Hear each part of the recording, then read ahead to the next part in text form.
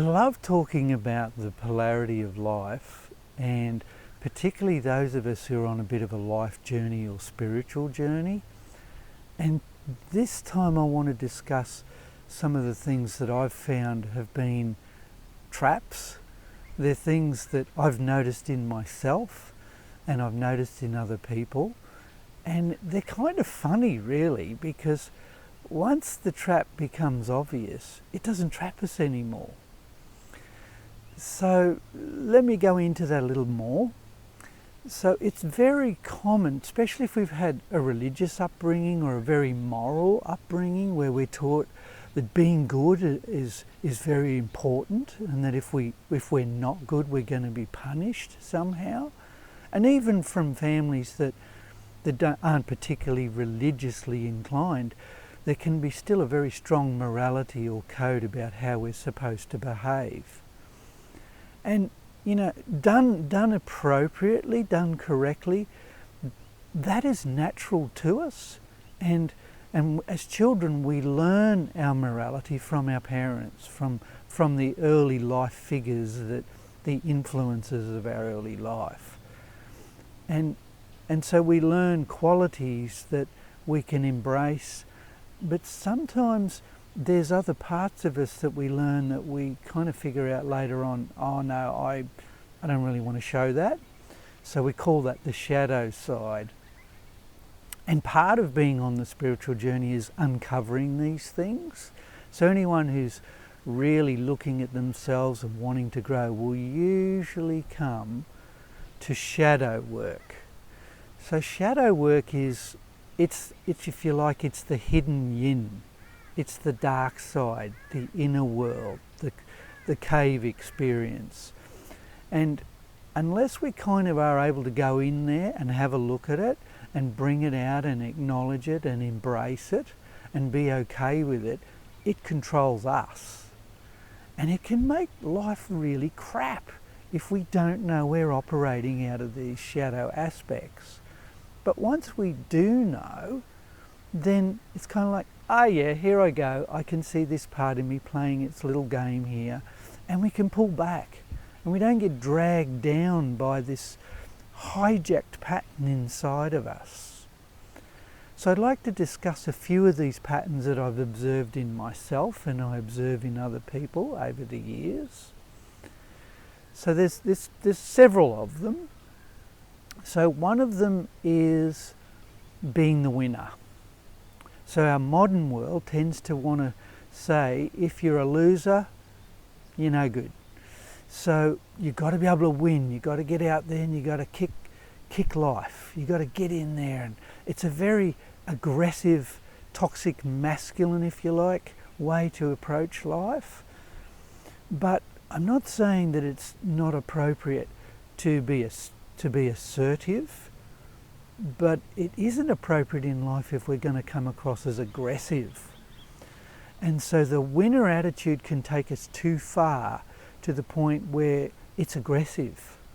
And it's this you or me, only one person standing. And the winner energy is pretty obvious, it's pretty overt. And when we see it in people, it's like we've all got that inside us, and you see it on the sports field. Particularly male-dominant sports, where there has to be a winner and a loser.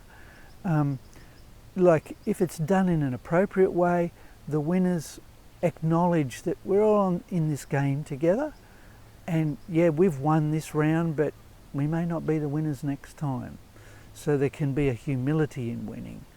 But when it's not like that, when it's like me or you and I'm going to win, and too bad about you and I'm just going to walk all over you, which is part a lot of times in our modern world of commerce, and that it really destroys us because it's kill or be killed. It's kind of an energy that creates separation. We don't acknowledge our opponents or those we're with. So it's what I call toxic fire energy or toxic male energy as well.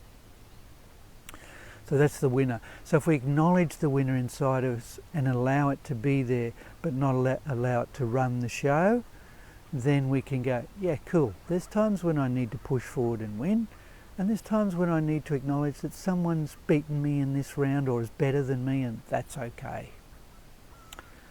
So the other one is the loser. So the loser is the one who's the person who can slide into being a victim. Like, yeah, I'm no good at this. I'm not very capable. So that's like toxic yin. And it's when we've gone into a place where it's a passive energy. So you've got aggressiveness on one side and passiveness on the other side. And the passivity can work effectively when we're little because we're vulnerable and we're innocent and we're weak. But when we grow up, there comes a time when if we play that role, just because life's getting tough and we chuck it in, we throw the towel in, as they say, then that can become a real problem because we become procrastinators. We become people who give up too easily. We give in and say, oh, life's a challenge, but I can't meet it. I'm just going to give in. There's no point. Life sucks. I'm just going to go and avoid life. I'm going to indulge in drug culture and stuff because we've gone into victim mentality and we give up just because life's getting a bit tough. And that's where we need a little bit of that winner energy to push through that and balance. So there's times when it's okay to be a winner, there's times when it's okay to be a loser. When they go into that toxic place extreme, we need to identify that and not bash ourselves up for it, but just to see it for what it is and go, apply the opposite, and that'll bring me to balance again. So it's this balancing of polarities that I've spoken about. The other one is being right. How many people and how many times have you noticed in yourself when being right seems to be, I've got to win this argument, I know I'm right and they're wrong, and I'll prove it to them. And we do that as a compensating mechanism because really deep inside we need reassurance because we don't feel assured by life. So we get into this place of knowing everything, know all, smart asses, being right. And it's a pain to be with when we're with someone who's doing that to us because it's like they won't admit that they could be wrong. So it's good to acknowledge that the opposite of always being right is it's okay to be wrong, to not know all the answers. And that's part of growth and maturing. So when you notice in yourself, I used to do this years ago, I was always needing to know everything. I had to know the answers to everything and had to be right about everything. And that was a real pain in the rear end to people that I had to deal with because I wouldn't acknowledge that I just didn't know until I met that shadow inside me and went, it's okay to not know all the answers right now. And then if I really do need to know the answers, it'll come. Life will give it to me.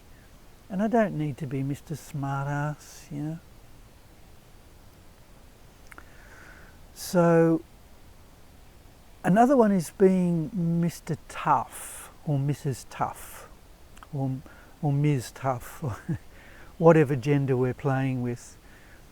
So there's the weak and then there's the tough. So when I was growing up, it was like, man up, be a tough guy, don't be weak, And so we put on this persona of, oh, I'm right, nothing bothers me, I'm fine. So we push our emotions and our vulnerability inside. And we form this hard shell. And in traditional Chinese medicine, they have this beautiful saying that says, the mighty oak tree that stands tall and strong and proud, when the fearful storm comes, is broken. It snaps. Where the little tiny reed that encounters the mighty wind, it bends and then comes back again. And it returns unaffected by the intensity of the storm. So what they're saying is that being tough means we get stiff, we get dry, we get brittle, and we're going to break. Sooner or later, life's going to break us, especially as we get older. But if we're soft and we're supple and we can blend and we can yield, then we learn to move and become more flexible with the challenges of life so that we can bounce back and we can say, wow, that experience was really intense, but I'm still here, I'm still alive. The cyclone or the storm has passed over, and now it's time to start again. And so being flexible, being subtle, being able to acknowledge we don't know all the answers, that's true humility, and that's a great gift in that, because we can stay young even when we're old, because we've learned to be flexible with life.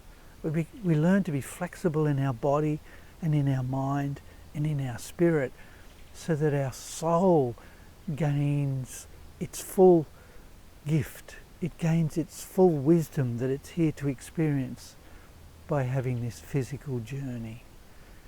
So that's shadow work, and I've learnt that the more we can acknowledge our shadows, we can embrace them, we can be vulnerable, we can open up and be ourselves, the more free we can become.